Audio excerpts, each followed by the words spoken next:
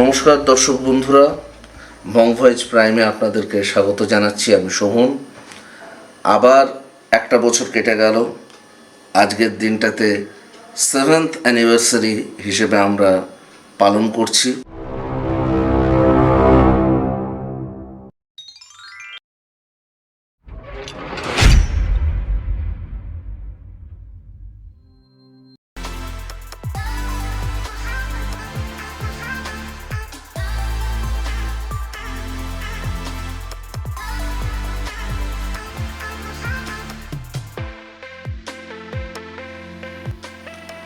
এটা আমার সৌভাগ্য যে 2017 থেকে বং ভয়েজ যাত্রা শুরু করলেও 2018 যে প্রথম অ্যানিভার্সারিটা হয় সেখান থেকেই আমি রয়েছি আপনাদের সাথে। 2018তেই আমি প্রথম ক্যামেরার সামনে আসি।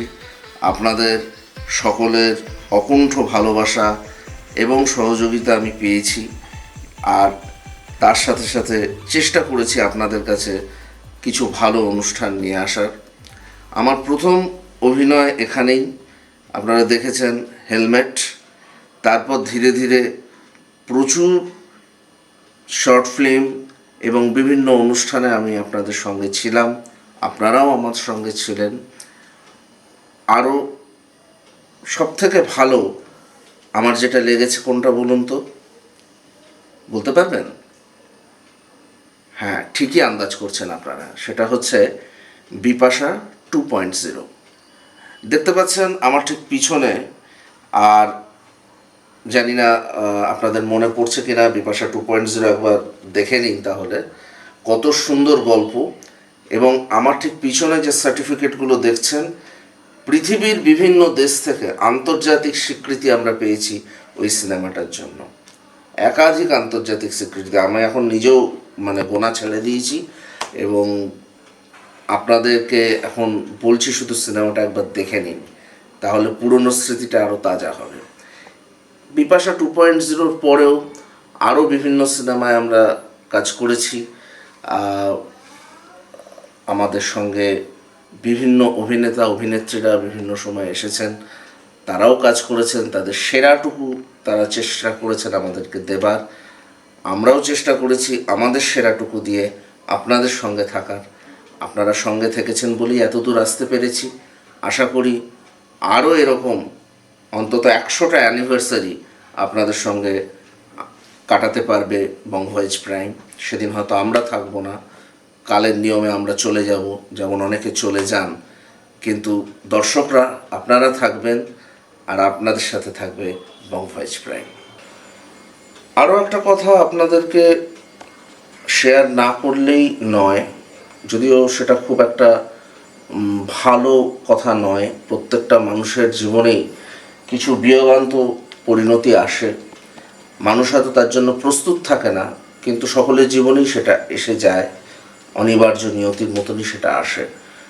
বং ভয়েজ প্রাইম আমাদের ডিরেক্টর প্রবেশের একটা ব্রেন চাইল্ডই বলা যেতে পারে।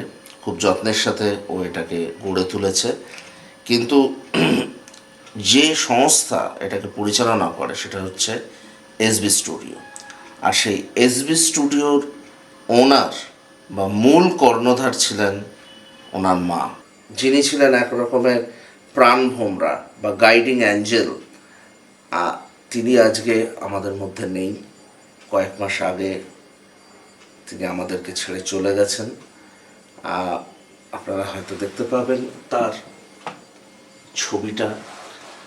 আর সেই কারণে আমাদের সকলেরই হৃদয় ভারাক্রান্ত। সামনে উনি ক্যামেরার সামনে আসতেন না, তাই আপনাদের জানার বা বোঝার সুযোগ অতটা নেই, কিন্তু আমরা যারা তাকে দেখেছি আমরা জানি যে সূক্ষ্ম শিল্প সম্বন্ধে তার কতটা উৎসাহ এবং কতটা দক্ষতা ছিল। এবং প্রবেশকেও তিনি বহুভাবে গাইড করেছেন। প্রবেশ তার গাইডেন্সেই চলেছে। এটা আমাদের সকলের কাছেই একটা বিরাট বড় লস, কিন্তু সবথেকে বড় লস প্রবেশের কাছে। কারণ এটা আশা করি আলাদা করে আর বলে দিতে হবে না যে কেন। কিছুটা ব্যক্তিগত আর বাকিটা শিল্পগত। এই যে হারিয়ে যাওয়াটা, এই যে আঘাতটা, এটা অপূরণীয় ক্ষতি। তাই এবারে প্রবেশ হয়তো আপনাদের সামনে আর কিছু বলবে না, যা বলার আমরাই বলবো। আর আমার সঙ্গে এই মুহূর্তে আমার পাশে বসে রয়েছে সুপ্রতিম। ওকে আপনারা দেখেছেন, বহু ফিল্মে আমরা একসাথে কাজ করেছি। উপলব্ধির মতন একটা জটিল মনস্তাত্ত্বিক ফিল্ম আপনারা দেখেছিলেন। সেই ফিল্মে ও ছিল পুলিশ অফিসার, আর আমি ছিলাম একজন দালাল বা এজেন্ট গোছের একটা রোল আমি করেছিলাম। আর সবথেকে বড় ব্যাপার যেটা, না ওটা বলবো না, দেখুন আপনারা উপলব্ধি আরেকবার দেখুন। আমার মনে হয় আজকের এই দিনে আপনারা যত বেশি করে এসবি স্টুডিওর পরিচালনা করা এই ফিল্মগুলো ঘুরে ফিরে দেখবেন, ততটাই প্রবেশের মায়ের প্রতি আপনারাও শ্রদ্ধাঞ্জলি জানানোর সুযোগ পাবেন।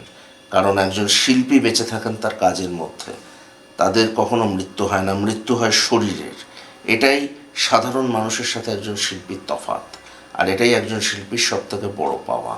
সুতরাং যত আপনারা এই ফিল্মগুলো দেখবেন, উপলব্ধি দেখুন, লাস্ট অফ বিপাশা দেখুন, সেখানেও সুপ্রতিম কাজ করেছে, দারুণ কাজ করেছে। কারণ লাস্ট অফ বিপাশা এমন একটা ফিল্ম যেটাতে আপনারা দেখবেন বেশ কিছু ঘনিষ্ঠ দৃশ্য। সুমনা বলে যে অভিনেত্রী আমাদের সঙ্গে ছিলেন, আমার খুব পছন্দের অভিনেত্রী, আমার ছোট বোনের মতো, আমাকে দাদা বলে ডাকতো। এই মুহূর্তে তিনি আমাদের সঙ্গে হয়তো কাজ করছেন না, পেরে উঠছেন না ব্যক্তিগত এবং পেশাগত কারণে, ব্যস্ত থাকার কারণে, কিন্তু তার অভিনয়ের যে গভীরতা সেটা আপনারা সেই সিনেমাটা দেখলে বুঝতে পারবেন। দুটো সিনেমা দেখলেই বুঝতে পারবেন। একটা বিপাশা 2.0 যেটা গোটা পৃথিবীতে আলোড়ন ফেলেছে, একাধিক প্রায় 30-32টা কি তারও বেশি আন্তর্জাতিক পুরস্কার পেয়েছে। আরেকটা হচ্ছে লাস্ট অফ বিপাশা, দারুণ সিনেমা, আরেকবার ভালো করে দেখুন। অবশ্যই উপলব্ধিটা দেখবেন, তাহলে উপলব্ধি আর লাস্ট অফ বিপাশাতে সুপ্রতিমকে আরও ভালো করে দেখার সুযোগ পাবেন যে ক্যামেরার সামনেও কতটা সুন্দর অভিনয় করেছে। যাই হোক, আমি অনেক বেশি বলে ফেললাম মনে হচ্ছে, সুপ্রতিম বলুক কিছু, ওর বক্তব্যটাও শুনে রাখুন আপনারা। নমস্কার, আমাকে তো চিনতে পারছেন, আমার নাম সুপ্রতিম। হ্যাঁ, অনেকদিন পর আমি বঙ্গভোজ প্রাইমে আবার এলাম, বিভিন্ন কারণবশত আসতে পারিনি। আজকে একটা বিশেষ দিন, আমাদের বঙ্গভোজ প্রাইমের 7th অ্যানিভার্সারি। কিন্তু এবার এই 7th অ্যানিভার্সারি সেলিব্রেশনটা ঠিক ভালো লাগছে না। কারণ হলো, আমাদের বঙ্গভোজ প্রাইমকে পরিচালনা করে এসপি স্টুডিও, আর এই এসপি স্টুডিওর মেন কাণ্ডারি যিনি ছিলেন আমাদের ডাইরেক্টর প্রবেশদার মা, তিনি আজ আমাদের মধ্যে নেই। এই জন্য মনটা ঠিক অতটা ভালো নেই, কিছু বলার মতো কিছু আমার মানে ভাষা আমি খুঁজে পাচ্ছি না। তবুও আপনারা যেভাবে এতদিন ধরে আমাদের বঙ্গভোজ প্রাইমকে এত উৎসাহ দিয়েছেন, আমাদের আরও আমাদের যে মুভিগুলো, যে শর্ট ফিল্মগুলো আজকে এত মানে কি বলবো, এত উন্নতি শিখরে পৌঁছেছে, হ্যাঁ, এর পুরোটা ক্রেডিট আপনাদের, পুরো ক্রেডিটই আপনাদের। আমি আশা করব আগামী দিনেও আপনারা এইভাবেই আমাদেরকে সাপোর্ট দেবেন, যাতে আমরা আরও ভালো ভালো কন্টেন্ট, আরও ভালো ভালো শর্ট ফিল্ম, আরও ভালো ভালো জিনিস আপনাদেরকে উপহার দিতে পারি। এবং আর কিছু তো বলার ভাষা আমি পাচ্ছি না, কারণ মনটা খুবই ভারাক্রান্ত হয়ে আছে। তো আমি এখানেই শেষ করছি, নমস্কার। এবার আপনারা এমন একজনের বক্তব্য শুনবেন দর্শক বন্ধুরা, যে বয়সে আমাদের থেকে অনেক ছোট, বয়সে নবীন কিন্তু অভিজ্ঞতায় প্রবীণ বলে না, সেই ধরনের ব্যাপার। কিন্তু বেশ কিছু শর্ট ফিল্মে সে আমাদের সঙ্গে কাজ করেছে, এবং আমি বলতে এতটুকু লজ্জাবোধ করি না, আমাদের থেকে হয়তো একটু বেশি ভালো কাজ করেছে। মানে ও নিজে বুঝতে পেরেছে কিনা জানি না, আমরা বুঝতে পেরেছি যে ও কতটা ভালো কাজ করেছে। ওর নাম দীপ। উপলব্ধিতে ওর সুন্দর অভিনয় আপনারা দেখেছেন, যদিও এখন দেখলে চিনতে পারবেন কিনা জানি না, কারণ এখন একটু বড় হয়ে গেছে, তখন আরেকটু ছোট ছিল। আর দুই বন্ধু বলে একটা সিনেমা, মানে শর্ট ফিল্ম এখানেও হয়েছে, সেটাতেও ওর চমৎকার স্বতঃস্ফূর্ত অভিনয় আপনারা দেখেছেন। এবার ও বলুক কিছু, একটু লজ্জা পাচ্ছে। দেখুন, বলো তুমি। নমস্কার, আমি দীপ। আমি উপলব্ধিতে কাজ করেছি আর দুই বন্ধুতে কাজ করেছি, আর আমার খুব ভালো লেগেছে কাজ করে।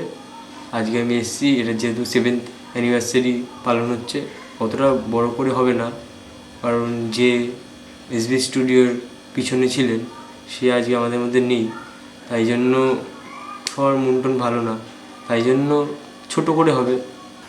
দর্শক বন্ধুরা, আপনারা দীপের বক্তব্য শুনলেন। আশা করি বুঝতে পারছেন আজকে সকলেরই আমাদের মন ভারাক্রান্ত, কিন্তু এটা একটা বলতে পারেন আমাদের সকলের জীবনেই আয়রনি বা পরিহাসের বিষয়, যে মন যতই খারাপ থাক, যতই আপনার ব্যক্তিগত জ্বালা যন্ত্রণা থাক, কাজ আপনাকে করে যেতেই হয়, চাইলেও করতে হয়, না চাইলেও করতে হয়। ঠিক সেরকমভাবেই আমরাও কাজের মধ্যে রয়েছি। আশা করছি আজকের দিনে দাঁড়িয়েও একটা কিছু ভালো কাজ আপনাদেরকে দিতে যদি পারা যায়, তার একটা ছোট্ট আলাপ আলোচনা চলবে আমাদের মধ্যে, আর তার সাথে সামান্য কিছু জলযোগ আমরা করব। না, ডিরেক্টর প্রবেশকে অনেক বলেও আমি ক্যামেরার সামনে আনতে পারলাম না, কারণ ওই যে বললাম যে আজকের দিনে তার ব্যক্তিগত লসটার সাথে কারো কোনো তুলনাই চলে না। তাই আজকের দিনটা তাকে আমরা ছেড়ে দিচ্ছি।